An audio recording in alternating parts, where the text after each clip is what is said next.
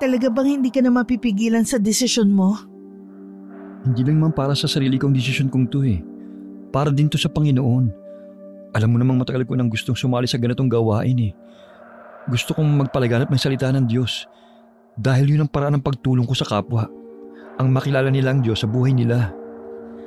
Paano kami ng anak mo? Baka nakakalimutan mo. Buntis pa ako ngayon sa bunso natin. Kaya nga pinatawag ko si ate. Para may makasama ka rito sa bahay. Para kapag nanganak ka, may makakatulong ka rito. Mahal, hindi ko maaaring talikuran ng tungkuling binigay sa akin. Hindi yun ikalulugod ng Panginoon. Huwag ka mag-alala. Kapag nandun na ako, lagi akong tatawag sa'yo. Mukhang wala na talaga akong magagawa para pigilan ka. Lalong hindi ko pwedeng hadlangan ang gusto ng Panginoon para sa'yo. Basta kapag umalis na ako, huwag ka masyadong magpapagod ha. Si ate nang bala sa mga gawaing bahay. Kinuusap ko na rin naman siya tungkol sa magiging papel niya sa bahay na to habang wala ako. Alagaan mo lang ang sarili mo para maging malusog ang anak natin sa sinapupunan mo. Oo, aalagaan ko ang sarili ko at baby natin. Ikaw rin, huwag mong pababayaan ang sarili mo doon ha. Huwag kang magpapalipas sa oras ng pagkain. Kilala pa naman kita kapag nakatutok ka sa isang bagay. Nakakalimutan mo nang kumain. Oo, tatanda ko ang lahat ng mga bilin mo sa akin. Para kapag bumalik ako dito, hindi naman ako mangayayat ng husto. Tsaka tingin ko magiging maayos naman ang unang pagsali ko sa misyon. Puro kasi lingkod ng simbahan ng mga kasali. Alam ko rin gagabayan kami ng Panginoon. Saan man kami magpunta. Mabuti naman kung ganon. Siya nga pala, maya-maya susunduin ka na ni Pastor Edwin. Wala ka na ba nakalimutan na dadalhin? Wala na, mahal ko. Naimpake ko na lahat. Tingin ko naman wala na akong nakalimutan pa. Bakit ka umiiyak? Para saan yan? Wala to. Wag mo na lang akong pansinin. Normal lang to dahil mamimiss kita. Naiisip ko rin ng mga susunod na araw na wala ka sa piling ko.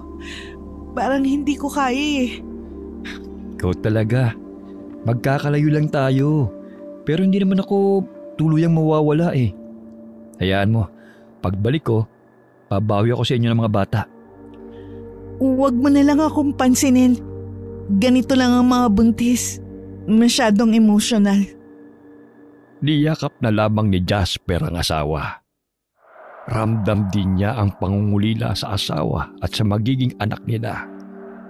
Pero buo na ang desisyon niya na tanggapin ang misyon na yon.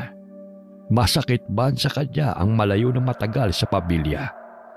Alang-alang sa kanyang tungkulin, handa siyang magsakripisyo para sa kalulugod ng Panginoon na kanyang pinaglilingkuran. Si Jasper ay isang misyonaryo sa isang simbahan. Isa siya sa mga ngaral na ipapadala sa isang liblib at malayong lugar.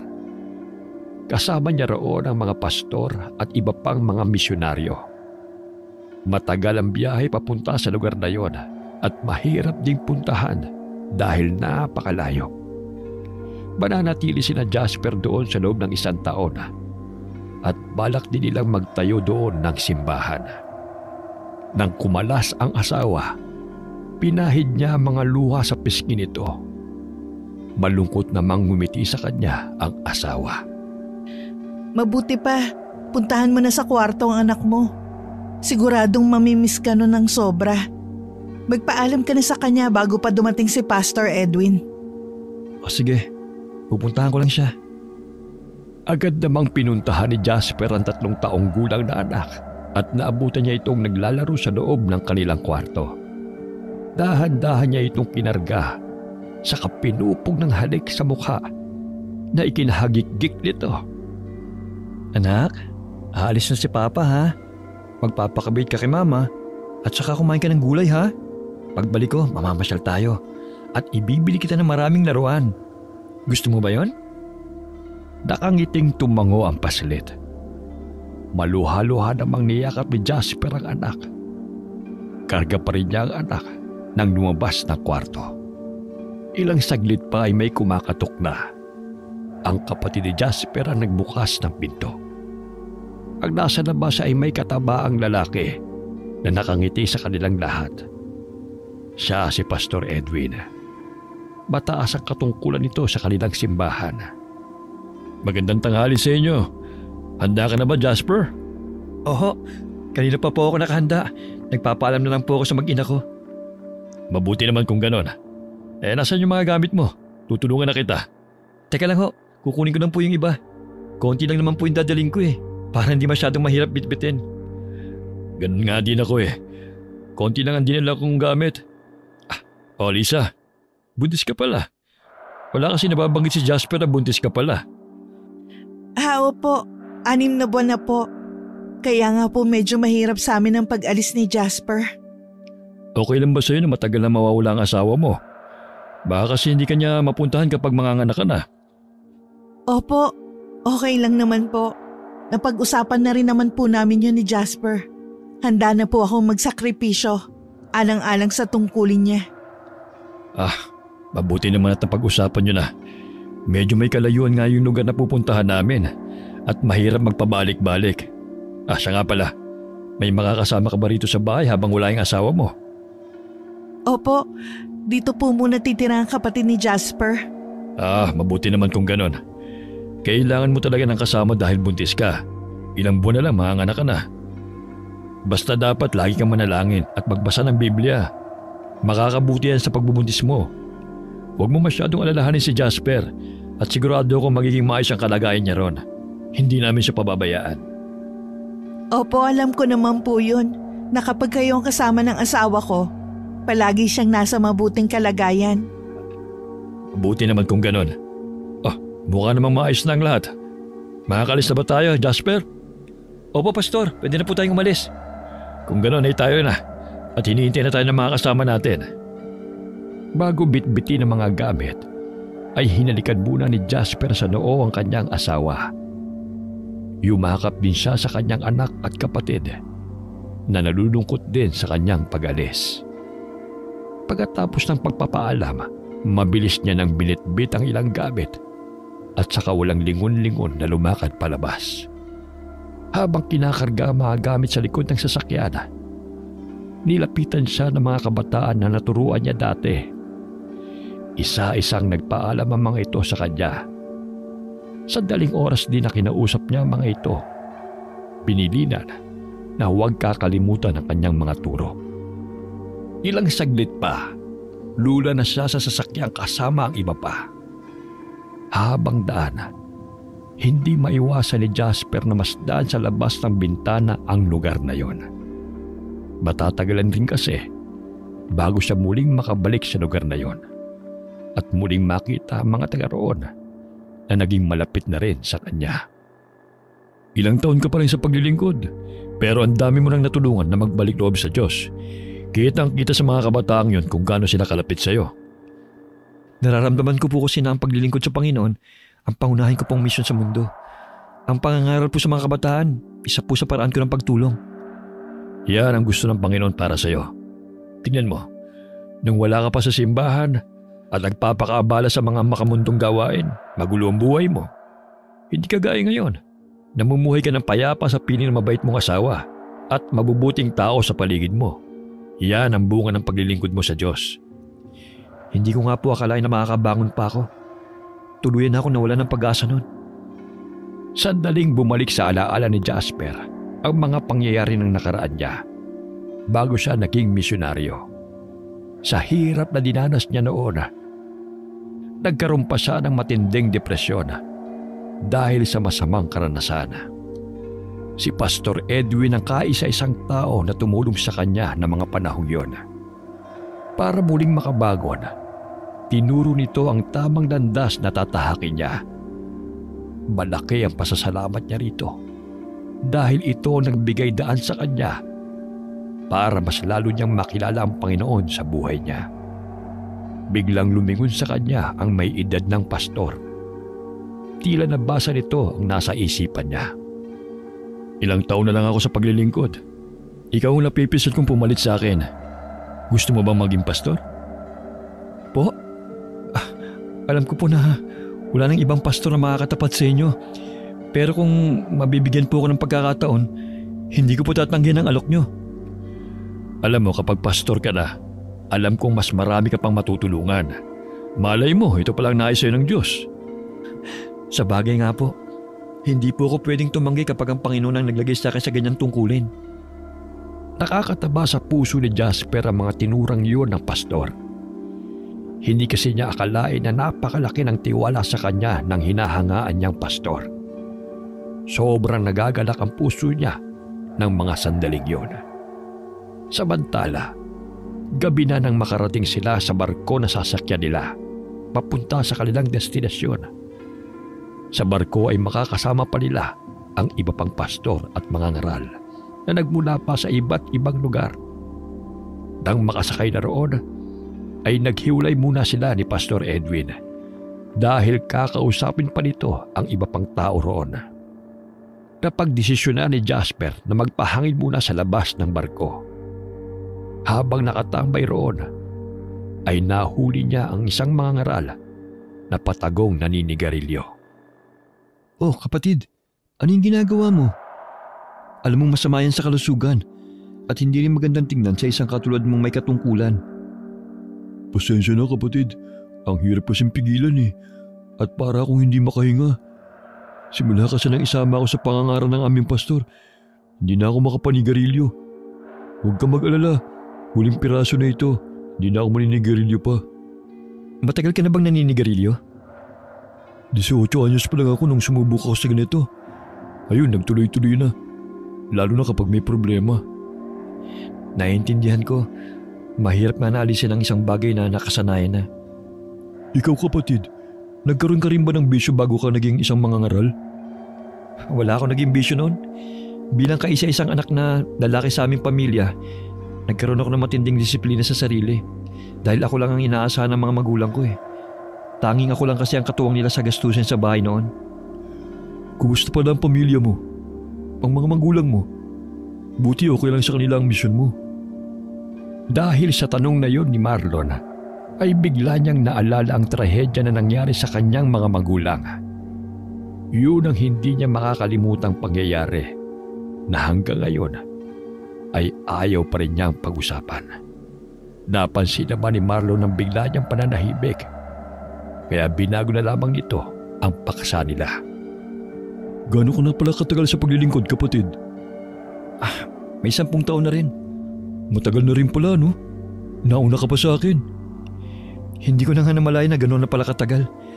Kung hindi dahil kay Pastor Edwin, wala ako ngayon sa kinalalagyan ko. Lahat ng to, utang ko sa kanya. Pareho pala tayo. Si Pastor Edwin din ang tumulong sa akin para makapagbagong buhay. Sa totoo lang, siya ang iniidolo kong pastor dahil napakabuti niyang tao. Lahat ng katangian na dapat meron ng isang mabuting lingkod ng Diyos, nasa kanya na. Ganyan din ang tingin ko sa kanya Napakabuti niyang pastor. Uy, munti ko na makalimutan. Kanina pa tayo nag-uusap Hindi ko man lang nababanggit ang pangalan ko. Ako nga pala si Marlon. Pamilyar ang pangalan mo. Baka nagkasama na rin tayo noon. Sa tuwing magkakaroon ng pagtitipon ng mga mangangaral sa iba't ibang distrito. Hindi lang tayo nagkakausap. Ako nga pala si Jasper. Inabot naman ni Jasper ang nakalahad na kamay ng lalaki. May ilang oras din sila nagkwentuhan bago nakaramdam ng antok si Marlon. Inaantok na ako. Magpapahinga na muna ako sa loob. Ikaw ba? Oo. Magpapahinga na rin ako. Sabay na tayo. Sige kapatid. Maraming salamat sa oras Nag-enjoy ako sa kwentuhan natin. Siya nga pala. Paalala lang to Sana mangangaral tayo. Dapat tayo magsilbing magandang ehemplo sa ibang tao.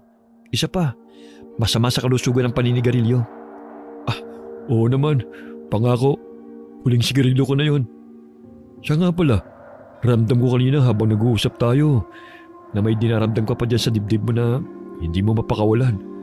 Ang may papayo ko sa'yo, kung ano man yun, pakawalan mo na yan at ipaubayan mo na lang sa Diyos ang lahat ng sakit na nararamdaman mo. Oo, tama ka. Naghihintay lang ako ng tamang panahon kung kailan ibibigay ng Panginoon ang kapayapaan na hinihingi ko. Pagkatapos nilang magpaalam sa isa't isa, ay pumasok na sila sa loob. Ang barkong sinasakyan nila ay mayroong kwarto at lahat sila ay mayroong sariling higaan dito. Bagamat hindi pa inaantok, ay humiga na rin si Jasper at ipinikit ang kanyang mga mata. Bigla niyang naalala ang sinabi ni Marlon. Napakawalan niya na ang sakit na nararamdaman. Para sa kanya kasi, ay hindi yun ganong kadali. Dahil hanggang ngayon, ay hindi pa rin niya kilala ang taong pumatay sa kanyang mga magulang. Maya-maya ay nakaramdam siya ng uhaw, kung kaya't bumangon siya at uminom ng tubig. Ilang sandali pa, nakarinig siya ng mga yabag. Binuksan niya ang pinto dahil nagbabaka sakali siya na si Pastor Edwin ang palakad-lakad. Pastor? Pastor, magpahinga na po kayo. Malalim na ang gabi. Ha? Bakit walang sumasagot? Di yata si Pastor yun. Baka ibang tao. Madilim ang hallway, kaya naman nakaramdam ng kaba si Jasper. Wala rin siyang naaaninag na tao. Pinakinggan niyang mabuti ang mga yabag. May kakaiba sa yabag na kanyang naririnig. Para bang nagmumula yon sa isang malaking tao. Mabigat kasi ang bawat bagsak ng mga paa nito. Dala ng kuryosidad, sinundan niya ang mga yabag na naririnig. Nagulat pa siya nang biglang may nagsalita sa kanyang likuran. Pagharap niya sa pinanggagalingan, nakatayo sa di kalayuan si Pastor Edwin. Nawala na rin ang mga yabag na naririnig niya kanina. Bakit hindi ka pa natutulog? Aba, ikaw na lang yatang nasa labas ng ganitong oras Ay, hindi po kasi ako makatulog eh. May narinig po kasi akong malakas na yabag kanina. Wala po ba kayong narinig? Wala naman. Nasa labas ako at nagpapahangin. Saan po kaya galing yung yabag na nadinig ko? Parang galing sa malaking tao eh. Kung ganon, di sana narinig ko. Baka pagod lang yan, iho. Kaya kung ano na lang nadidinig mo. Kung mabuti pa, bumalik ka na lang sa silid nyo. Kailangan mag-iipon ka ng lakas para bukas. Baka nga po pagod lang ako. Pasensya na po at naabala ko pa kayo. Sige po, babalik na po ako sa kwarto ko. Matulog ka na at kailangan mo nang iba yung lakas para sa mga susunod na araw. Opo, matutulog na po ako. Kayo po, magpahinga na rin po kayo. Oo, babalik na rin ako sa kwarto. Jasper, huwag ka na mag-iisip ng kung ano-ano. Ipanatag mo ang kalooban mo. Tumanguna lamang siya sa mga tinura ng pastor sa kanya. Nang makabalik na sa kwartong inuuko pa, nahiga na rin siya at pinilit na makatulog. Inalis na rin niya sa isip ang narinig na yabag. Dahil pagod din naman sa biyahe nila kanina, agad na rin naman siyang nakatulog. Kinabukasan ay nagkita silang muli ni Marlon at napagdesisyonan nila na sabay na silang kumain ng almusal. Habang kumakain ay naisipan niyang itanong kay Marlon ang tungkol sa yabag na narinig niya kagabi. Marlon, pagkatapos ba natin mag-usap kagabi, nakatulog ka na? Sa totoo lang, hindi pa. Nawala ang antok ko kaya nagbasa lang muna ako ng Biblia. Bakit mo inaitanong? Wala ka bang narinig na malakas na yabag kagabi? Wala naman. Nalaman mo kung kanino yung mga yabag na yon?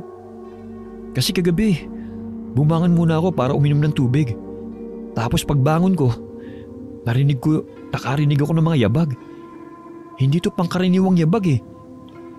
Hindi to pangkaraniwang yabag ng isang taong naglalakad. Malakas yun.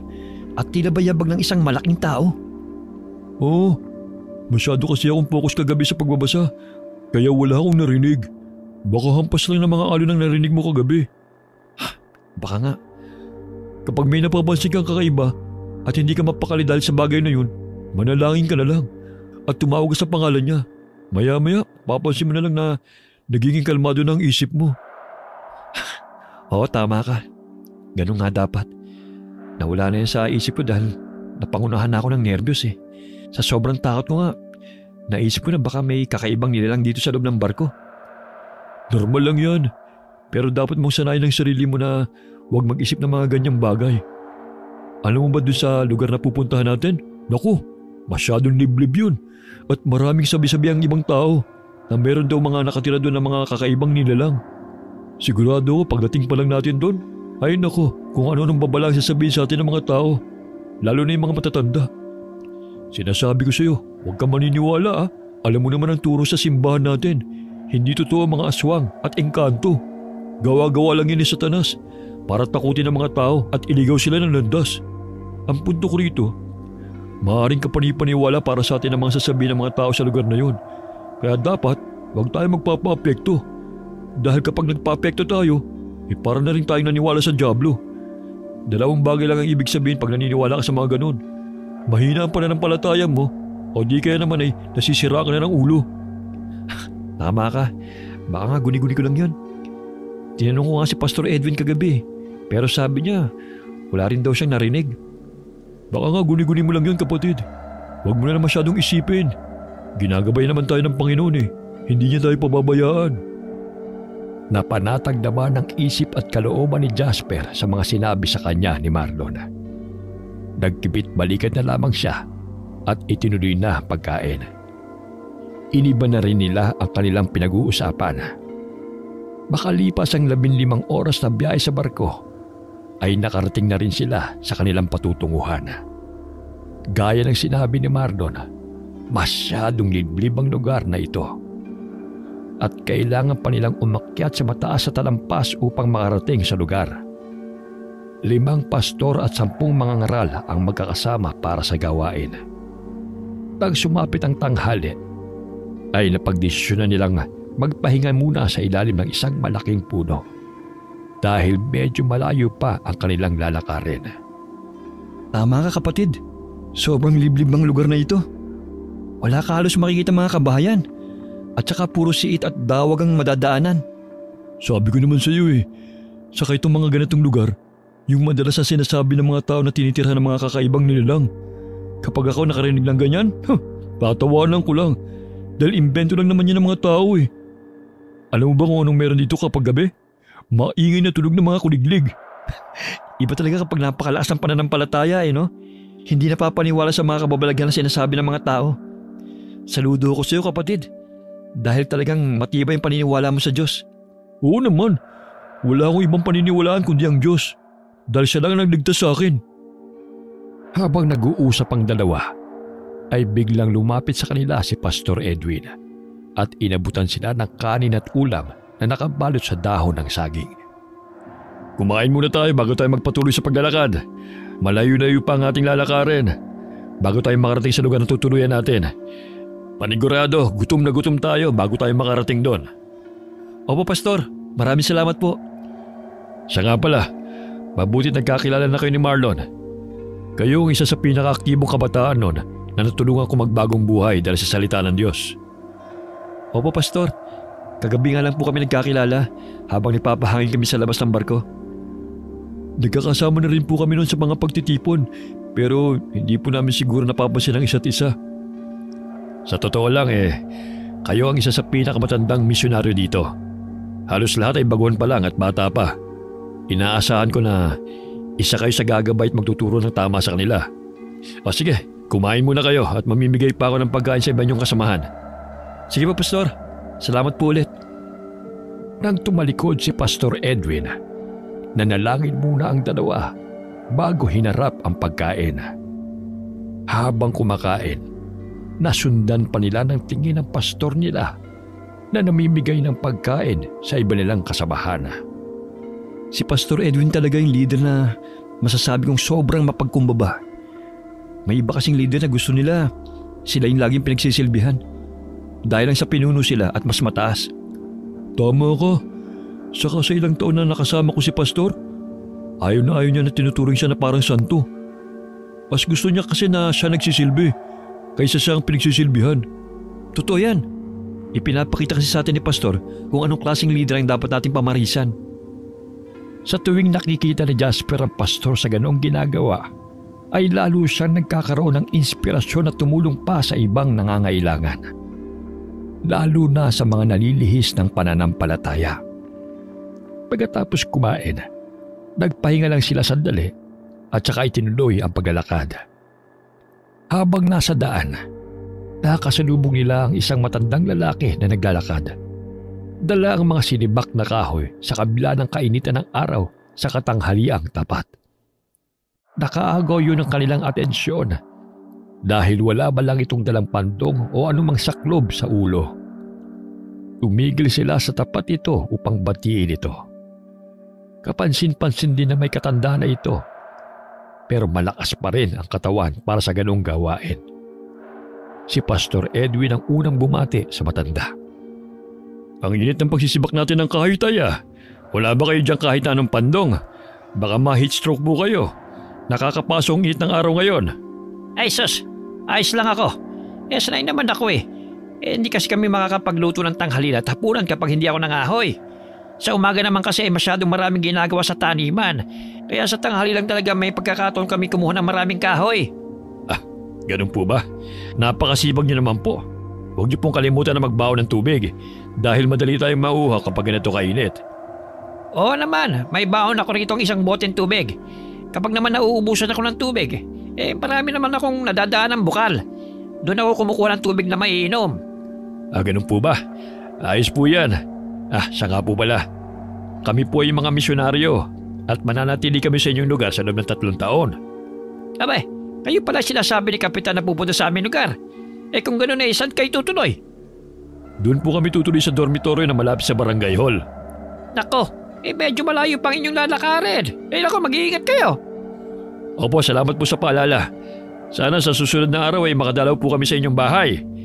Nako, hindi malabo yun. Malapit lang sa dormitoryo ang aming bahay. At tiyak ako na madali nyo yung mapupuntahan. Sige po, Tay. Mauna na po kami. Mag-iingat po kayo. Nauna nang humakbang sina Pastor Edwin at ibang mga kasama niya. Si Jasper naman ay nahuli sa paglalakad. Nagulat pa siya nang tawagin siya na matandang lalaki. Iho, mag-iingat ka. May kakaiba akong nararamdaman. Po? Saan po? Hindi ko muna sasabihin. Bibigyan kita ng pagkakataon para ikaw makatuklas. Pagkatapos sambitin ng mga katagang iyon, naglakad na palayo ang matandang lalaki. Nakaramdam naman ng kaba si Jasper ng mga oras na iyon.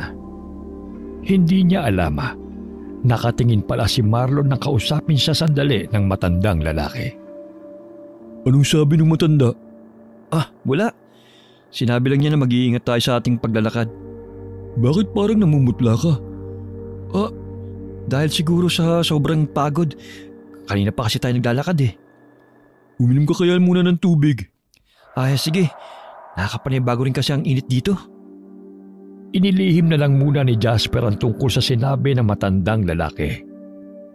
Hindi rin kasi siya nakakasiguro kung dapat ba siyang maniwala sa matandang yon. Matapos ang ilang oras nilang paglalakad, ay narating na rin nila sa wakas ang kanilang destinasyon. Hindi na gaanong liblib sa dormitoryo na kanilang tutuluyan dahil meron na ritong ilang mga kabahayan at katabi rin ito ang barangay hall. Pagkarating nila sa loob ng dormitoryo ay inayos na nila ang kanilang mga gamit. Sa silid na kanilang tutuluyan, 2 tao sa bawat kwarto. Ang magkasama sa kwarto ay sina Marlon at Jasper. Nasa 2 palapag ang kwartong inuukupan nila. Matapos makapag-ayos ng gamit, ay nagpahinga na si Marlon sa kanyang higaan. Habang si Jasper naman ay panayang hanap ng signal sa kanyang cellphone. Hanggang sa naisipan na nga nitong umakyat sa bintana dahil doon lamang siya nakasagap ng signal. Jasper! Anong ginagawa mo dyan? Baka mahulog ka. May kataasan pa naman yan. Naghahanap kasi ako ng signal eh. Napakahirap pala magkaroon ng signal sa lugar na ito dahil masyadong malayo sa kabayanan. Sino ba yung tinatawagan mo? Yung asawa at anak ko. Magpapahinga na muna ako. Mamaya na ako tatawag sa amin. Nang makahanap ng signal, agad na kinontak ni Jasper ang asawa. Agad namang may sumagot sa kabilang linya. Hello, mahal? Pasensya na at ngayon lang ako nakatawag. Wala kasing signal sa barko eh. Kadarating lang namin dito sa dormitoryo na tinutuluyan namin. Mabuti lang may signal dito. Mabuti naman maayos kayong nakarating dyan. Kumusta naman dyan? Ayos lang, mahal. Medyo nakakapagod lang ang paglalakbay namin. Ilang oras na yun nilakad namin eh. Nakakakain ka ba ng tama dyan? Oo naman, mahal. Huwag ka mag-alala. Kapag si Pastor Edwin ang kasama namin, hindi niya kami hayaang magutom. Kayo ba? Kumusta kayo dyan, mahal?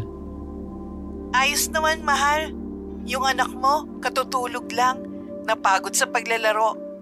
Dinala kasi ni ate yung mga anak niya rito sa bahay para may kalaro siya. Nalungkot kasi nung umalis ka at lagi kang hinahanap. Mabuti naman may nakakalaro ng anak natin. Basta kapag namimiss niya ako, sabihin mo na lang na ibibili ko siya ng paborito niyang laruan. At pagbalik ko, marami akong pasalubong para sa kanya. Oo, sasabihin ko yan. Sa ngayon siguro, medyo naninibago pa siya. Dahil kakalis mo lang, alam mo naman na makaamay itong anak mo. Kaya nga eh.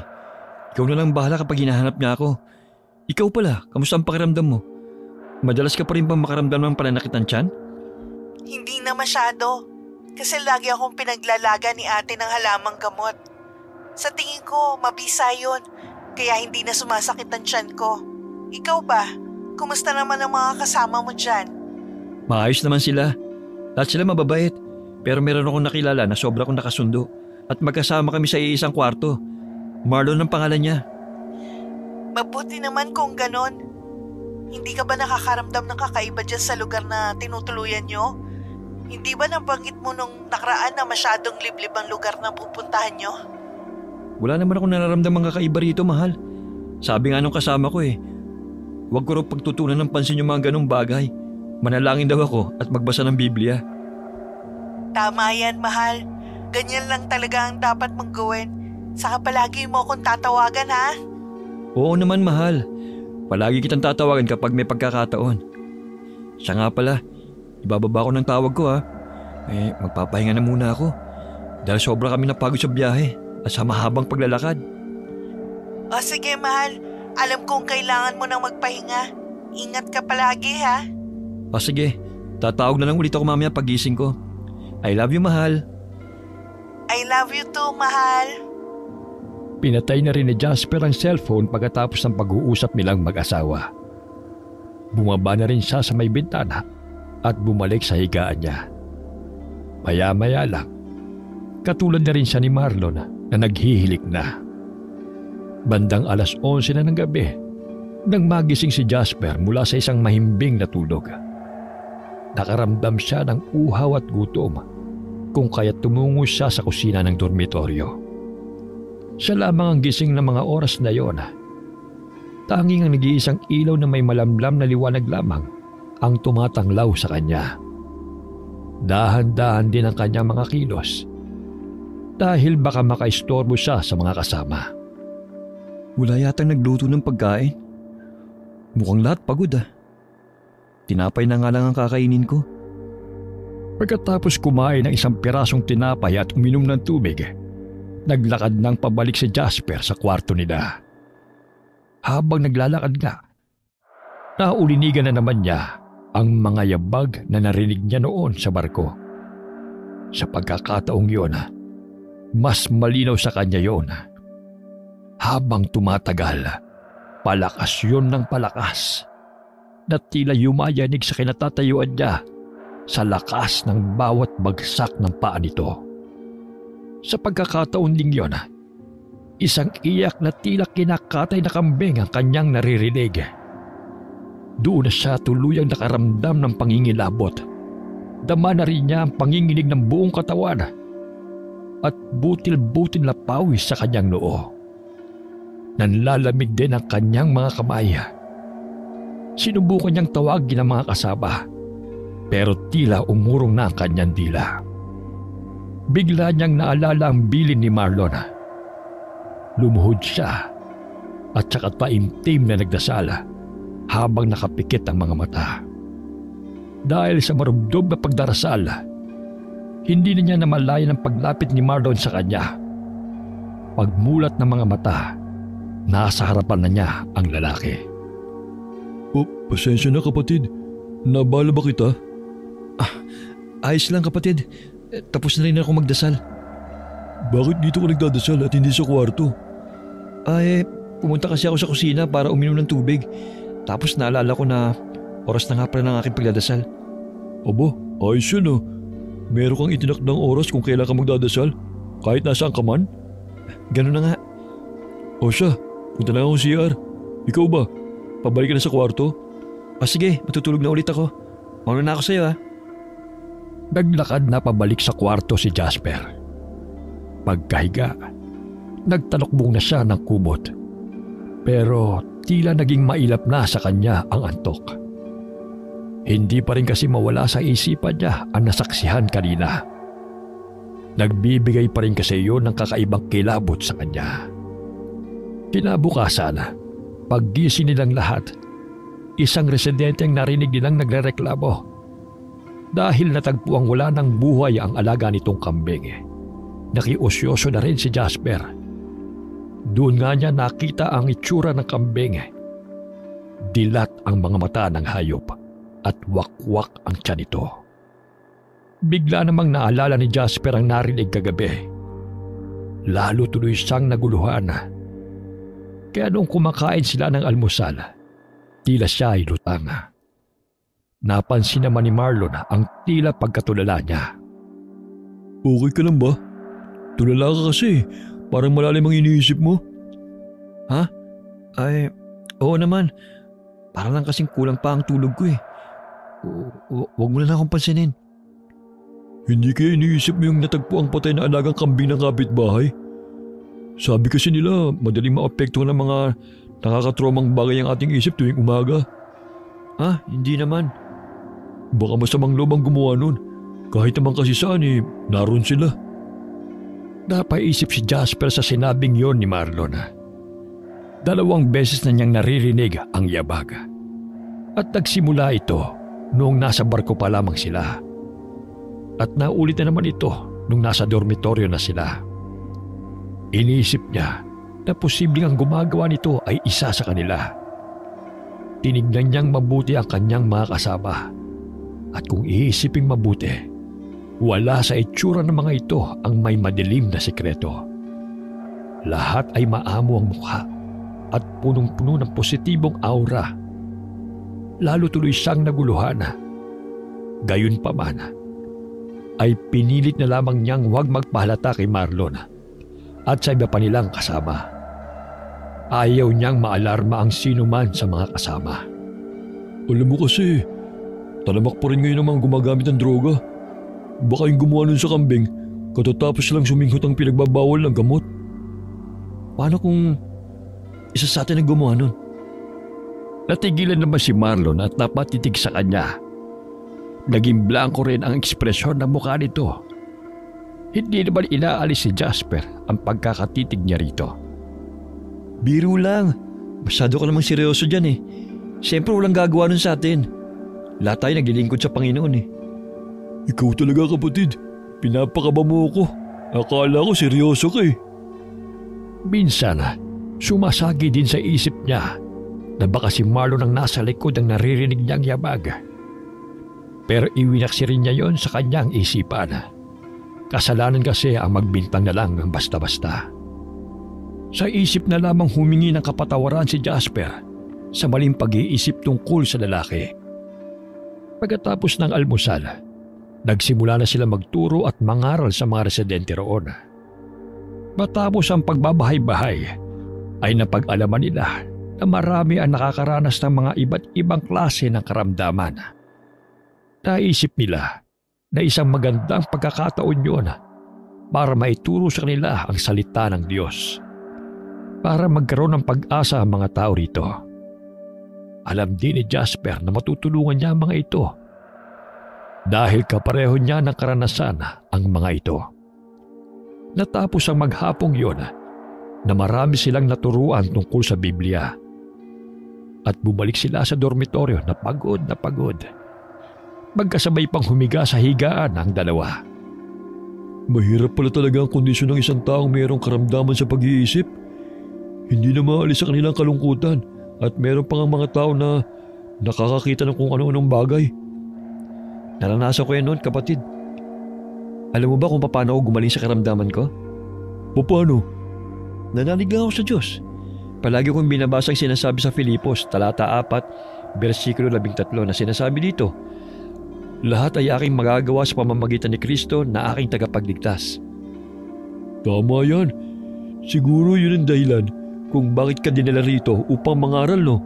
Upang matulungan ang mga tao na nagkakaroon ng problema sa pag-iisip. Ganoon na nga siguro. Mahina kasi ang pananampalataya ko noon. Kaya dumanas ako ng ganung bagay. Kumonsulta ka rin ba nun sa mga espesyalista? Kumonsulta naman pero mas malaking porsyento ang naitulong ng pagbabasa ng Biblia at pagdarasal kung bakit ako gumaling sa aking karamdaman. Natatandaan ko pa nga, araw-araw akong dinadalo ni pastor at kinukumusta kung kaya't mas naging mabilis ang aking paggaling. Dapat maging katulad din tayo ni pastor para matulungan natin ang ating mga kapatid dito. Dahil nakasalamuhan niya ang ilang residente na may sakit sa pag-iisip, naisip ni Jasper na baka humihina na ang kanyang pananampalataya. Baka isa yon sa dahilan kung bakit kung ano-ano na naman ang nakikita at naririnig niya. Naisip din niya, baka bumabalik na ulit ang naging sakit niya noon. Nakaramdam naman siya ng takot. Ayaw na kasi niyang malagay sa ganoong sitwasyon. Buong gabi siyang gising. Itinuon na lamang niya ang buong isip sa pagbabasa ng Biblia. Maya-maya, bumangon siya para magbanyo. Habang nasa loob ng banyo, nakarinig na naman siya ng mga mabibigat na yabag. Sinundan pa yon ng mga tahulan ng mga aso. Ilang sandali pa, napalitan ng ungol ang tahol ng aso. Para ba yung nasasaktan na di niya mawari? Maya-maya, naglaho na rin yun. Kasabay ng unti-unting pagkawala ng mga yabag. Dahil sa udyok ng kuryosidad, lumabas ng dormitoryo si Jasper. Sumalubong pa sa kanya ang malamig na panggabing hangin. Bahagya pa siyang nangaligkig sa gilaw. Nagpalinga-linga siya sa paligid. Hanggang makita niya ang isang imahe ng tao na nakatayo sa di kalayuan. Agad niya itong nakilala. Tulala ito habang nakatingin sa asong wala ng buhay. Wak-wak ang tiyan at tila sinaid pa ang dugo ng hayop. Manong, ano pong nangyari dito? Pinatay ng aswang ang aso na ito. Ho? Aswang? Tama po bang narinig ko? May nakita akong isang malaking bulas na aso. Hindi ito pangkaraniwang aso. Dahil para siyang isang halimaw na mayroong mapulang mga mata at itim na kulay. Ha? Manong, hindi po kasi totoong aswang. Baka po mayroon lang pong mabangis na hayop dito na gumagala tuwing gabi. Hindi ako maaaring magkamali. Dito na ako nanirahan mula pagkabata. Wala ditong naninirahang mabangis na hayop na ganong kalaki. Baboy ramo. Baboy ramong marami rito, iho. At hindi baboy ramong nakita ko. Parang gusto nang maniwala ni Jasper sa matandang lalaki. Hindi lang siya nagpahalata rito. Dahil bilang isang mangangaral, hindi dapat sila magpakita sa ibang tao na naniniwala sila sa ganong bagay. Iniba na lamang niya ang takbo ng usapan. Manong, ano pong ginagawa niyo rito sa labas ng ganitong oras? Galing kasi ako sa bahay ng isang residente rito. May ginamot lang ako. Pauwi na sana ako na masaksihan ko ang nakakakilabot na eksena na yung kanina. Kung ganun po mag-ingat kayo. Delikado po ang ganitong oras. Palasak na rin po kayo sa ganitong lugar ang mga masasamang loob. Dahil baka isa sa mga kasama ninyo ang merong masamang loob. Nung hindi pa kayo dumarating dito, ay wala pa nangyayaring kakaiba. Lalo na ang pagkamatay ng kambing kahapon at aso naman ngayon. Hindi mo pa lubos na kilala ang mga kasama mo. Napatigalgal naman si Jasper sa kanyang kinatatayuan. Habang si Mang Kepweng ay naglakad na palayo. Nang mawala na ang matandang lalaki, nagmamadali naman siyang pumasok na sa loob ng dormitoryo. Hanggang makapasok siya sa kwarto, ay laman ng isip niya ang nangyari. Kinabukasan, maaga muli silang bumangon para simulan ang kanilang pangangaral. Naghiwa-hiwalay sila at bumuo ng grupo na may 3 kasapi. Si Marlon, Jasper at Pastor Edwin ang magkakagrupo. Napagdesisyonan nilang pumunta sa bahay ni Mang Kepweng, gaya ng pangako nila rito noong nakaraang araw na dadalawin nila ito. Hindi naman makapaniwala si Jasper dahil hindi na komportable ang pakiramdam niya sa matanda dahil sa nangyari noong gabi. Sa bahay ni Mang Kepweng tayo pupunta? Ganun na nga. Hindi ba't nangako tayo nung isang araw na dadalawin natin siya? Oo nga pala. Sige na. Bilisan na natin nang marami pang bayang mapuntahan natin ngayong araw. Sige po, Pastor. Huminga na lamang ng malalim si Jasper para kahit mapano mabawasan ang nararamdamang tensyon. Ayaw din niya kasing makahalata ang mga kasama, lalo na si Pastor Edwin, na meron siyang itinatago. Pagdating nila sa bahay ni Mang Kepweng, naabutan nila itong nagwawali sa bakuran nito. Nang makita sila, agad itong tumigil at sinalubong sila. Magandang araw ho, Manong. Gaya po ng pangako namin, nandito na po kami. Anong kailangan niyo sa akin? Narito po kami upang magdala ng magandang balita at dalawin kayo gaya ng sinabi namin nung nakaraang araw nang magkasalubong tayo. Nako, pasensya na ho pero wala akong oras dahil marami akong gagawin. Hindi naman po kami magtatagal. Mga kaunting minuto lang po ang hihingi namin sa inyo. Masyado akong abala para maglaan ng ilang minuto sa inyo. Ganun po ba? Kailan po ba kayo hindi abala para madala ulit namin kayo? Bukas po kaya? Walang araw na hindi ako abala dahil marami akong trabahong ginagawa. At saka isa pa, hindi ako naniniwala sa sinasabi niyong magandang balita. Nagulat si Jasper dahil sa sinabing yun ni Mang Kepweng, kung kaya't naisipan niyang sumabat sa pag-uusap ng dalawa. Pastor, mukhang hindi interesado si Manong sa mga ganitong gawain dahil isa siyang albularyo. Lumipat na lang po tayo sa ibang bahay. Mukhang tama yung sinabi. Sige po, Manong. Pasensya na po sa abala. Mauna na po kami sa inyo. Pagpalain po kayo ng Diyos. Habang palayo silang tatlo, hindi natiis ni Jasper na hindi lingunin ng matandang lalaki. Nakatingin din ito sa kanila.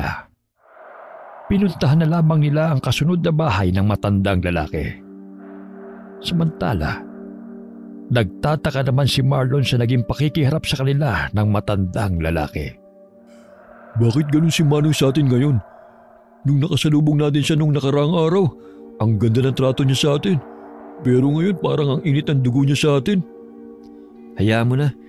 Baka mainit lang ang ulo ni Manong ngayong araw. May mga panahon talaga na ganun ang matatanda. Nabanggit mo nga pala na albularyo siya. Paano mo naman nalaman ng bagay na yan? Nakita ko po siya kagabi sa labas. Lumabas ka kagabi? Opo, naisipan kong lumabas para magpahangin lang. Ganun ba? Anong ginagawa ni Manong sa labas? Dumaan lang po. Galing daw po siya sa bahay ng isang residente rito. May ginamot daw po siya. Nabanggit niya po sa akin na albularyo nga po daw siya. Kaya pala. Ngayon malinaw na. Wala na tayong magagawa sa kanya. Hayaan na lang natin siya. Nagkibit balikat na lamang si Pastor Edwin. Pero sa paningin ni Jasper, tila nabalisa ang pastor sa nalaman ito. Naisip na lamang niya na baka nadismaya ito dahil hindi nila maakay si Mang Kepweng. Nagmatapos ang kanilang pagbabahay-bahay ng araw na yon, nagkasundo ang lahat na magpapahinga muna sila ng isang araw. Nagpunta sila sa lawa na malapit sa dormitoryo para mamingwit. Pero ng araw na yon, si Jasper lang ang bukod tanging hindi sumama. Nagkulong na lamang ito sa kwarto at tumawag sa asawa. Mahal, kumusta? Pasensya ka na kung hindi ako nakatawag kahapon. Ano ka ba? Okay lang yun. Alam kong marami kang ginagawa. Okay naman kami ng anak natin. Ikaw ba? Kumusta ka na dyan? Baka nagpapakapagod ka dyan, ha? Hindi naman. Okay lang ako, mahal. Huwag ka mag-alala. Mahal? Magsabi ka nga ng totoo. May dinaramdam ka ba? Kilala kita. Parang may iba sa'yo eh. Pagod lang siguro ako. Kaya akala mo may kakaiba sa timbre ng boses ko. Sigurado ka ba? Baka may nangyari na dyan. Ayaw mo lang sabihin. Sandaling natigilan si Jasper. Parang gusto na niyang magtapat sa asawa. Pero ayaw niyang mag-alala pa ito sa kanya Gusto lamang niyang mapawi ang kalungkutan at pangungulila na nararamdaman niya rito at sa anak nila. Ano, mahal? May nangyari ba dyan? Magsabi ka lang sa akin. Dahil alam mo naman na palagi ako makikinig sa'yo. Naguguluhan lang kasi ako sa mga nangyayari. Ilang beses na ako nakakarinig ng malalakas na yabag tuwing gabi. Tapos kahapon at nung isang araw, meron natagpo ang patay na hayop na wakwak ang katawan. Ayoko mag-isip sa mga nangyayari pero nakakalito kasi. Iniisip mo bang may kasama kayong gumagawa ng ganong bagay? Parang gano'n na nga. Pero ayokong paniwalaan yun dahil kapatid ko sila sa pananampalataya at lahat sila anak ng Diyos. Ang tanong kilala mo ba silang lahat? Jasper, hindi lahat ng naniniwala sa Diyos mabuting tao. Tao lang din sila at makasalanan. Tsaka, paano kung ang isa dito sa amin hindi totoong tao? Tinatakot mo naman ako Anong klaseng nilalang kaya? Mahal, hindi pangkaraniwang yabag ang nadidinig ko tuwing gabi. Hindi ito yabag ng isang pangkaraniwang tao. Tuwing araw, lihim ako nagmamasid sa mga kasamahan ko. Baka isa sa kanilang gumagawa ng kababalaghan. Paano mo naman nasisiguro na isa nga sa kanila ang tinutukoy mo? Baka taga-Real lang ang gumagawa nun. Dahil una ko siyang narinig sa barko nung nasa biyahe pa lang kami. Kaya sila ang pinaghihinalaan ko. Wala ako sa tabi mo. Pero sana maliwanagan ang isip mo. Huwag kang bibitaw sa pananampalataya. Magdasal ka lagi na sana bantayan kayo habang nandyan kayo. Ayoko na ulit bumalik ka sa dati. Kaya manalig ka lang sa kanya. Lagi rin kitang ipagdadasal na malampasan mo kung ano man ang nangyayari dyan. Lagi mong tatandaan, lagi lang ako nandito, ha? Maraming salamat, mahal, sa iyong pangunawa. Ikaw lang makakaintindi sa akin. Kung sasabihin ko sa mga kasama ko rito, alam ko hindi nila ako paniniwalaan. Hindi talaga maniniwala sa'yo ang mga kasama mo. Dahil para sa kanila, hindi totoo ang mga ganyang bagay. 2 bagay lang ang maaari nilang isipin. Ang una, nasisiraan ka na ng isip. At ang pangalawa, humihina ang pananampalataya mo sa Diyos. Tama ka. Ganyan din ang sinabi sa akin ni Marlon. Basta palagi mong isipin na hindi ka nag-iisa. Nandito ako palagi para sa'yo. Magkalayo man tayo ngayon, pero isang tawag mo lang, nakaantabay ako. Kasama mo ko sa lahat ng pinagdadaanan mo, mahal. Maraming salamat, mahal. Gumangang pakiramdam ko dahil sa'yo. Walang anuman, mahal. Siya nga pala, wala ka na bang gagawin? Wala na naman, dahil oras ng pahinga na namin ngayon. Pasensya ka na, mahal Kailangan ko nang tapusin ang tawag. Gising na kasi ang anak natin, pakakainin ko muna. Sige, mahal. Ayos lang. I love you. I love you too, mahal. Huwag ka na masyadong mag-alala, ha? Oo, hindi na ako masyado mag-iisip ng kung ano-ano. Gumaan na ang kanyang pakiramdam matapos makausap ang asawa. Humiga na lamang siya sa kama at natulog muna. Noong gabi, napabalikwas ng bangon si Jasper sa malakas na sigaw ni Marlon. Agad niyang nilapitan ang kasama na nasa tapat ng bintana. Ba't ka sumisigaw? Nasusunog ang mga bahay! Ano? Paano? Dumungaw si Jasper sa bintana at nanlaki ang kanyang mga mata nang makita ang mga bahay sa paligid na nasusunog. Masyadong malayong lugar na to sa kabayanan, kaya hindi mapupuntahan ng mga bumbero. Nasa labas na ang iba nating mga kasamahan. Tumutulong sa pagbuhos ng tubig sa mga nasusunog na bahay. Lumabas na rin tayo, tumulong tayo sa kanila. Tama! Tumulong tayo sa kanila at malapit na rin mahagip ng apoy ang ating dormitoryo. Nagmamadali na lumabas ng kwarto ang dalawa at saka kumuha ng timba sa banyo. Pinuno nila ito ng tubig at pagkatapos ay tumulong sila na maapula ang apoy. Napakalaki na ng apoy. Hindi na natin maaapula yan. Wala na bang tao sa loob? Naitanong ko na yan sa isa nating kasama. Sabi niya wala na naman daw tao sa loob. Lahat ay nakalabas na. Mabuti naman kung ganon. Hindi man natin naisalba yung mga bahay. Kahit man lang sana yung mga buhay ng mga residente. Kahit papano'y nakahinga na maluwag si Jasper sa lalaban, patuloy pa rin sila sa pag-aapula ng sunog. Naubos na ang mga tubig sa drama. Problemado na ang lahat kung saan kukuha ng tubig na malapit. Biglang naalala ni Jasper ang bukal. Dahil sa pagmamadali, nakalimutan niyang ituro yun sa mga kasama. Naabala pa rin sa mga sandaling yun. Dala ang 2 malaking timba ay sumalok na kagad siya ng tubig. Pagtayo niya ay muli na naman niyang narinig ang malakas na yabag na palagi niyang naririnig. Hanggang sa naramdaman niya ang marahas na paghinga ng isang nilalang. Nakaramdam si Jasper ang pangangatog ng tuhod ng mga oras na yun. Kaya nagmadali na siyang umalis. Ngunit hindi pa man siya nakalalayo, ay nakita niya sa isang sukalan ang mapulang bolang kristal na tila palapit sa kanya. Agad siyang napakaripas ng takbo kay Marlon. Ano nangyari sa'yo? Ayos ka lang ba?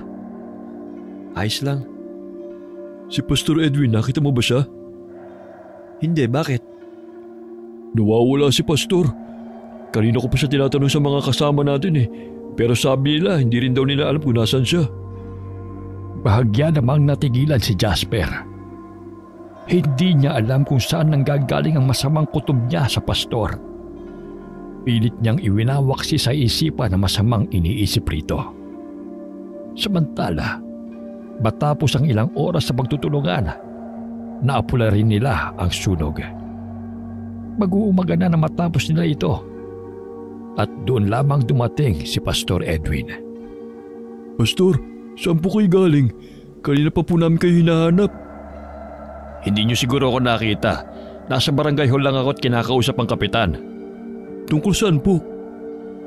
Maraming pamilyang naapekto ng sunog. Nawalan sila ng tirahan, damit, ari-arian. Kung kaya't ibabahagi kong malaking porsyento ng ating budget para itulong sa kanila. Magtitira naman tayo ng pera para sa ating mga gastusin at pangangailangan. Pero wala mo nang hihingi ng perang pamasahe sa mga gustong umuwi para dumalo sa pamilya. Kailangan sumapat ang ating pera dahil wala rin katiyakan kung mapapadalan tayo ng pera dahil malayo ito sa kabayanan at magiging mahirap ang transaksyon. Bilang isang lingkod ng Diyos ay kailangan natin magtiis sa mga ganitong sitwasyon. Hindi tayo pwedeng sumuko dahil marami pang mga residente sa lugar na ito ang hindi pa natin naaabot. Malinaw ba sa inyo? Naintindihan po namin, Pastor. Naniniwala po ako na hindi rin po tayo pababayaan ng Diyos. Tama, Jasper. Siya nga pala, magsipagayak na kayo at tutungo tayo sa ating mga kapitbahay na nasunugan upang kumustahin sila at mag-abot na rin ng tulong. Agad na kumilos ang iba nilang mga kasama, maliban kay Jasper na nakamasid kay Pastor Edwin. Napansin kasi niya ang pulang mantsa sa kwelyo nito. Habang tumatagal, lalong lumalalim ang paghihinala niya na meron itong itinatagong lihim. Samantala, pumunta na sila sa lugar kung saan tumutuloy ang mga kapitbahay nilang nasunugan. Kinumusta nila ang mga ito at binigyan ng tulong pinansyal. Nalaman din nila ang dahilan ng sunog. May isang binata raw na may sakit sa pag-iisip at sinabi raw nito na habang nakadungaw siya sa bintana ay may nakita siyang isang napakalaking bulas ng aso na may nakakakilabot na itsura. Dahil sa sobrang takot ay kumaripas ng takbo ang binata at aksidenteng natabig ang isang gasera at bumagsak yon sa katabing kurtina na siyang lumikha ng apoy. Hindi naman alam ng ibang taong nasa bahay ang nangyayari. Dahil mahimbing na natutulog ang mga ito, ang binata naman na may sakit sa pag-iisip ay nagkulong sa kanyang kwarto. Gayunpaman, hindi naniniwala ang mga tao sa nakita ng binata. Si Jasper lamang ang bukod tanging naniwala dahil tumutugma ito sa natuklasan niya. Pagkatapos nilang magbahay-bahay, nagtungo sina Jasper at Marlon sa may bukal para maligo. Habang nakaupo sila sa isang malaking bato, ay naisipan ni Jasper na magtanong kay Marlon. Marlon, Hindi ba matagal mo na rin kilala si Pastor Edwin? Sa tingin mo ba, wala siyang itinatago? Ha? Sa tingin ko naman wala. Bakit mo na itanong yan? Kasi di ba, sabi nila, lahat ng tao merong tinatago. Pero sa tingin mo ba, ang isang mabuti at maprinsipiong pastor, magtatago sa atin ng isang sikreto? Kung si Pastor Edwin ang pag-uusapan, mahihirapan akong sagutin yan. Alam mo naman na mabuti siyang tao. Nasubukan mo na rin yan sa maraming taon na nakasama mo siya. At isa pa, ikaw na rin naman may sabi, di ba? Na siya ang dahilan kung bakit ka nagbalik loob sa Diyos. Sabagay, tama ka. Hindi rin siguro tama na husgahan kagad ang isang tao nang walang matibay na ebidensya. Oo, tama. Siya nga pala. May nakita akong puno ng mangga ron, oh. Nakikita mo ba? Itinuro ni Marlon ng isang puno ng mangga na di kalayuan sa kanila. Hitik na hitik yun sa bunga. Oo, nakikita ko. Gusto mo bang pumunta ron? Ganun na nga. Sabik na kasi ako sa mangga eh. Talang tagal ko na hindi nakakain yan. Sabi naman ng mga taga rito, pwede tayong kumain ng kahit anong tanim na prutas dito. Basta wag lang sobra. E di puntahan na natin. Kaagad silang tumungo sa kinaroroonan ng puno ng mangga. Pagdating nila ay nakita nila ang isang patay na baka. Wakwak ang katawan nito at puno ng dugo ang katawan. Lalong tumindi ang paghihinala ni Jasper kay Pastor Edwin dahil nakita niya ito na may dugo sa kwelyo. Matapos nilang maligo sa bukal, ay umuwi siyang magulo ang isip. Natatakot siya sa posibilidad na si Pastor Edwin ay nagiging isang kakaibang nilalang tuwing gabi. At ito rin ang pumapatay sa mga hayop dito. Habang nagpapahinga siya sa kanyang kama, ay biglang tumawag ang kanyang asawa. Nakangiti pa siya nang sinagot ang tawag nito. Pero ang kanyang ate ang nagsalita. At may sinabing isang malagim na balita. Patay na si Lisa, ang kanyang asawa. Nasagasaan ito ng malaking truck habang tumatawid sa kalsada. Ang bata na nasa tiyan nito ay hindi rin nakaligtas. Dahil sa nalaman niyang yun, ay nanlambot si Jasper at halos mawalan ng malay. Kaagad naman niyang binilang ang dala niyang pera. Ngunit hindi yun sasapat na pamasahe paalis sa lugar na yon. Naabutan siya ni Marlon sa ganong akto na nagbibilang ng pera habang umiiyak. Kapatid, dadalaw ko ba sa inyo? Bakit nagbibilang ka ng pera? Ang asawa ko, wala na siya. Kaagad na niyakap ni Marlon ang luhaang si Jasper at tinapik-tapik ang likod nito habang nag-iiyak. Anong plano mo? Sasapat ba ang pera mo? Hindi sapat ang aking pera kaya hindi ko alam kung paano ako makakauwi. Naku, pasensya ka na kapatid. Wala kasi akong dalang pera nung sumama ako rito. Pero siguro makakahingi tayo ng tulong kay Pastor. Sana nga. Gusto ko umuwi. Dahil gusto ko makita ang asawa ko. Magsabi ka kaya kay Pastor Edwin. Nakakasiguro ko na tutulungan ka niya. Gaya nga ng payo ni Marlon, ay nagtungo nga siya kay Pastor Edwin upang sabihin ang nangyari sa kanyang asawa. Kung ganun, uuwi ka? Opo, gusto ko pong makita ang asawa ko kahit sa huling sandali niya. Pasensya ka na kung hindi kita matutulungan. Kukulangin tayo ng budget kung babawasan ko ito. Talagang kakaunti lang ang natira sa ating pera dahil ibinigay natin sa mga kapitbahay nating nasunugan. Babayaran ko naman po sa inyo yung pera pagbalik ko. Babalik din po kagad ako kapag nailibing na yung aking asawa. Hindi ko lang po talaga kakayanin kung hindi ko siya makikita. Naiintindihan kita, Jasper. Dahil sobrang sakit ang nangyari sa iyong asawa. Pero patawarin mo ako dahil hindi kita matutulungan. Lahat tayo rito ay nalagay sa alanganin at kailangan natin itong pagtiisan dahil ito ang gawaing binigay sa atin ng Diyos. naiintindihan din po ng Diyos kung kailangan ko po itong gawin para sa asawa ko. Pastor, sige na po. Tulungan niyo po ako. Gusto ko pong makita ang asawa ko. Bakas sa mukha ang awang nararamdaman ni Pastor Edwin para sa lalaki. Pero wala rin siyang magagawa sa problema nito. Niyakap na lamang niya ito habang patuloy sa pag-iyak. Sige Jasper, magdasal tayo at susubukan ko rin na gawa ng paraan. Umasa si Jasper na makakagawa ng paraan ng pastor. Pero sa bandang huli, wala rin itong nagawa para sa kanya. Bumalik ang depresyon ni Jasper dahil sa nangyari. Walang ganang kumain at hindi makatulog. Isang gabi ay naisipan ni Marlon na ayain siyang magpahangin sa labas dahil nais nitong paganin ang kanyang kalooban.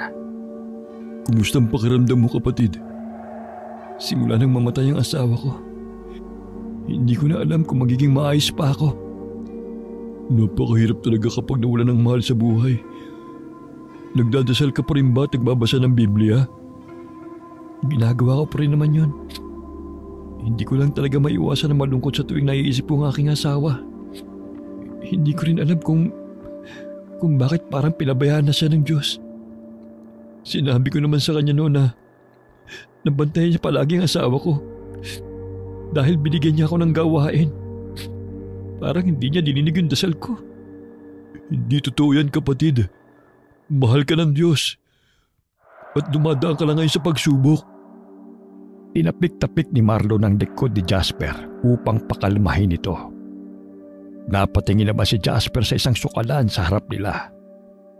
Ganoon na lamang ang kanyang pagkabigla dahil may nakita siya roong isang malaking bulas na aso. Makapalang itim na kulay ng balahibo nito. Mapupula ang mga mata at halos kasing taas ng isang malaking puno. Kagyat siyang napapitlag dahil sa nakita. Nagulat naman si Marlon dahil sa ginawa niya. Ano nangyari sa'yo? Okay ka lang ba? Nakita mo ba yun? May malaking bulas na aso. Itinuro ni Jasper ang sukalan sa harap nila kung saan niya nakita ang nakakatakot na nilalang. Pagtingin doon ni Marlon ay wala na ito doon. Wala naman ah. Wala akong nakita. Baka umalis na. Sigurado ako. May nakita akong isang malaking bulas na aso. Hindi. Isa siyang halimaw. Kapatid, pumasok na tayo sa loob at manalangin tayo. Baka kung ano-ano na pumapasok sa isip mo dahil sa nararamdaman mong lungkot. Hindi naniwala si Marlon sa sinabi ni Jasper, kung kaya't pumasok na lamang sila sa loob. At gaya ng sinabi nito, ay nanalangin silang dalawa. Gayunpaman, alam ni Jasper na hindi isang guni-guni lamang ang kanyang nakita dahil malinaw na malinaw yun sa kanyang mga mata. Kinabukasan ay narinig ni Jasper na nag-uusap sina Marlon at Pastor Edwin tungkol sa kanya. Tumigil siya sa may pinto upang pakinggan ang pinag-uusapan ng mga ito. Ano? Nakakakita siya na kung ano-ano? Ganun nga, Pastor. Kagabi, lumabas kami para mag-usap. Tapos habang nag-uusap kaming dalawa, may nakita raw siyang malaking bulas na aso sa hindi kalayuan. Tinuro pa nga niya sa akin pero wala naman akong nakita. Siguro, sobrang nararamdamang lungkot ni Jasper dahil sa pagkamatay ng kanyang asawa. Kaya nagkakaroon na siya ng hallucination. Posible rin na humihina ng pananampalataya niya sa Diyos. Kaya siya nagkakaganon. Ano pong dapat natin gawin sa kanya, Pastor? Mamaya pangangaralan natin siya tungkol sa Biblia. Kailangan ding iparamdam natin sa kanya na hindi siya nag-iisa. Nang marinig niya ang sinabi ni Pastor, ay kaagad siyang umalis ng dormitoryo. Hindi niya maintindihan ang sarili niya ng mga oras na yon. Dahil pakiramdam niya ay nawawala na siya ng tiwala kay Pastor Edwin. Naalala niya ang sinabi ni Mang Kepweng sa kanya. Kaya dito niya naisipang pumunta.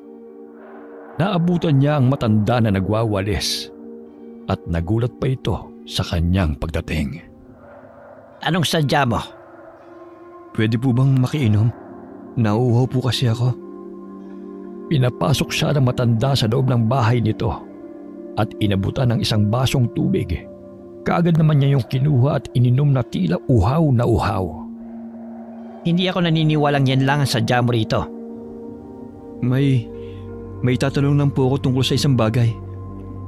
Tungkol saan naman yon, iho? Hindi po ba, nung isang gabi na may namatay na aso, may nakita rin po kayong isang malaking bulas na aso? Oo. Nakita ko ngayon nung gabing yon. Bakit? Nakita ko rin ho siya kagabi. May alam po ba kayo kung anong klaseng nilalang yun? Hindi po ako naniniwala na isa lang siyang pangkaraniwang aso. Iho, ang nakita natin ay isang aswang. Ito ay mula sa lahi ng mga asbo. Posible po ba na ang aswang na yun magkatawang tao tuwing araw? Oo, talaga nagkakatuwang tao sila sa araw at nagiging aswang sa gabi. Siguro ay natuklasan mo ng sinabi ko sa'yo. Malakas ang kutob ko na isa sa mga kasama ninyo ang aswang. Nagkaroon ng linaw ang isip ni Jasper dahil sa tinurang yon ni Mang Kepweng. Kinagabihan ay bumalik siya sa dormitoryo dahil sa tingin niya ay kailangan niyang mahuli kung sino sa mga kasama niya ang aswang. Matindi ang kagustuhan niyang makumpirma ito. Si Pastor Edwin ang unang-una niyang pinaghihinalaan.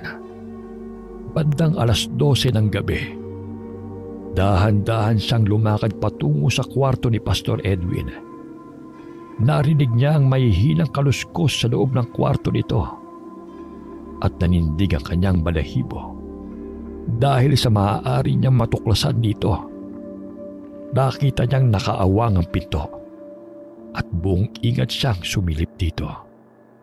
Tinakpan pa niya ang kanyang bibig upang hindi siya makagawa ng anumang ingay. Nakita niya roon si Pastor Edwin na nakatayo at narinig niya na bigla itong umungol ng malakas. Pagkatapos nito ay nanlaki ang kanyang mga mata dahil sa nakita. Unti-unting nagpalit ng anyo si Pastor. Sa kanyang balat ay nagsimulang humaba ang mga balahibo na itim ang kulay. Mula sa paa hanggang sa mukha. Nagsimula ring humaba ang nguso nito at naging pula ang kulay ng mga mata. Maya-maya pa ay nagkaroon ito ng buntot at ang katawan ay nagsimulang mag-iba hanggang sa naging isang malaking itim na aso na mahahaba ang bias at mas malaki kumpara sa isang normal na aso. Nang masaksihan niya yon, ay kaagad siyang kumaripas ng takbo at nakasalubong pa niya si Marlon na napansin ang takot na itsura niya. Anong nangyayari sa'yo? Bakit parang takot na takot ka? Tatagan mong loob mo. Si Pastor Edwin, naging isang malaking bulas na aso. Siyang aswang! Anong sinasabi mo? Hindi yan totoo, kapatid. Labis lang ang kalungkutan mo dahil sa pagkamatay ng asawa mo. Kaya nakakakita ka ng kung ano-ano. Huwag mo naman sanang pag-isipan na masama si Pastor Edwin. Totoo ang sinabi ko. Maliwala ka naman sa akin. Isang aswang si Pastor. Delikadong buhay natin dito. Kailangan natin makaalis dito. Sa halip na maniwala ito sa kanya, hinila pa siya nito papunta sa kanilang kwarto. Wala siyang ibang nagawa kundi mapasunod na lamang dito. Magdasal ka, kapatid. Mahina na ang pananampalataya mo, kaya nakakakita ka ng kung ano-ano. Hindi totoo ang mga naiisip mo, okay? Tinapik pa ni Marlon ang balikat ni Jasper bago ito lumabas ng kwarto. Dahil sa sobrang takot, ay humiga na lamang siya sa kanyang kama at nagtalukbong ng kumot. Nagdasal siya gaya ng sinabi sa kanya ni Marlon. Pero alam niya na bukod sa pagdarasal, ay kailangan niya rin kumilos. Si Mang Kepweng ang kailangan niya ng mga oras na yun dahil nagbabaka sakali siya na may alam itong pangontra sa aswang. Dahil sa naisip niyang yun, ay lumabas siya ng dormitoryo upang pumunta sa matanda. nakita niya sa labas ang malaking bulas na aso na paparating sa kinaroroonan ni Marlon. Dahil sa sobrang takot ay nagtago muna siya sa isang talahiban at pinanood ang mangyayari. Gayon na lamang ang kanyang pagkagulat dahil biglang sinunggaban ng aswang si Marlon. Nakita niyang binutas ng aswang ang dibdib ng lalaki at saka kinain ang pumipintig-pintig pa nitong puso. Hindi pa ito nakontento. Winakwak ng nilalang na ito ang buong katawan at saka kinuha ang lahat ng laman loob ni Marlon. Para siyang natuklaw ng ahas sa kinatatayuan, lalo na nang mapansin niya na papunta sa kanyang kinaroroonan ng aswang.